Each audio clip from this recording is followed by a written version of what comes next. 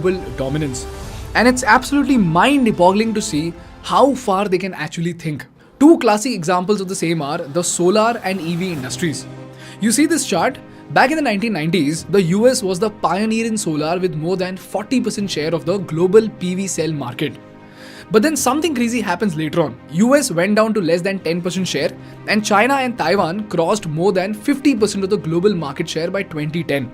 Now, if you look at the process of making solar panels, you will see that first we have polysilicon, which is melted and shaped into ingots. Then ingots are sliced into wafers. Wafers are doped into cells, and finally, the cells are assembled into finished solar panels. And guess what? As of 2021, China produced more than 80% of the entire world's polysilicon and roughly 98% of the wafers and ingots. The question is, out of all the countries that stand today, how did China become a monopoly?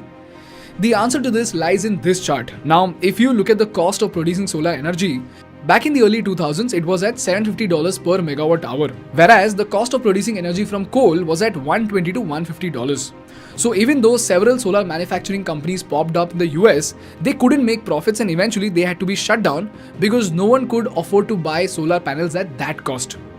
But the catch over here is that in 2003-04, when solar companies started emerging in China, even they started incurring losses. But they survived in spite of all these losses for the next 15 years. You know why? Because the government of China recognized the importance of solar companies 20 years down the line. So the government itself gave out free land, free electricity, free capital, and at times even free laborers who were paid by the state itself.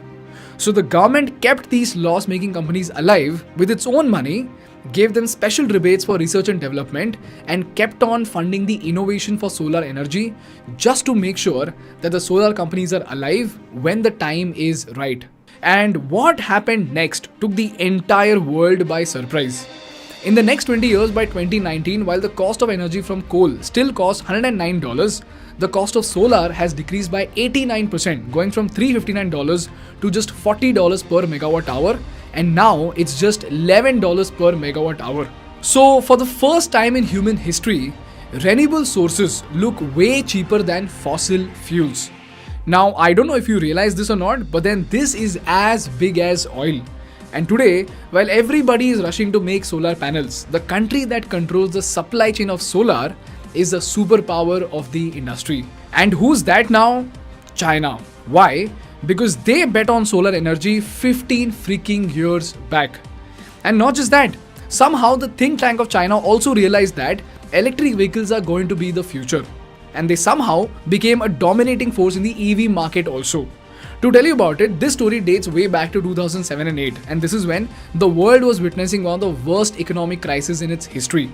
Let's talk about the speed with which we are watching this market deteriorate. We're down over 16%. Dow at the same time has fallen about 18%. It was the worst day on Wall Street since the crash of 1987. What started in America last year has now spread to every part of the world. This could be the most serious recession in decades.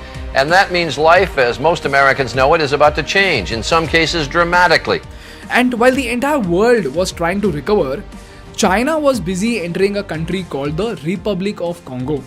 This country was ravaged with wars, its economy was crippling, and barely any countries were interested in investing in the Republic of Congo. But suddenly, China became extremely friendly with this nation and provided a $5 billion loan for developing the infrastructure in Congo. Now the question is, why would anyone invest in a country like Congo, and that too during a recession? Well, as it turns out, the Republic of Congo has the largest cobalt mine in the world. And why is cobalt important? Because it's one of the most crucial metals used for making EV batteries. And guess what?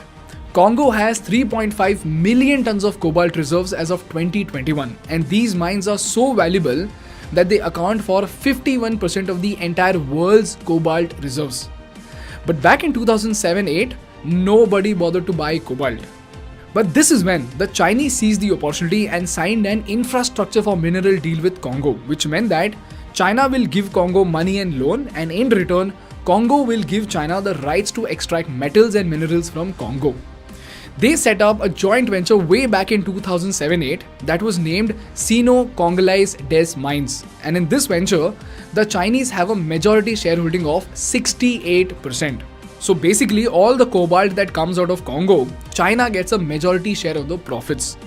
And what blew my mind is that almost 70% of the Congolese mining portfolio is under the Chinese control.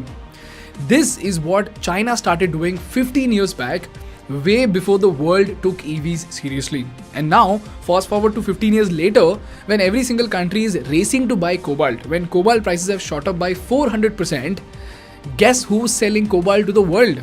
And now, the demand of cobalt is expected to grow by another 400% in the next 8 years. And China is just waiting to show its dominance to the world. This is how China's extremely futuristic vision and an aggressive investment strategy have enabled it to become a superpower, not just in terms of manufacturing, but also with the most valuable resources in the world. And lastly, it's the geopolitical strategy of China that is making it super powerful. A prime example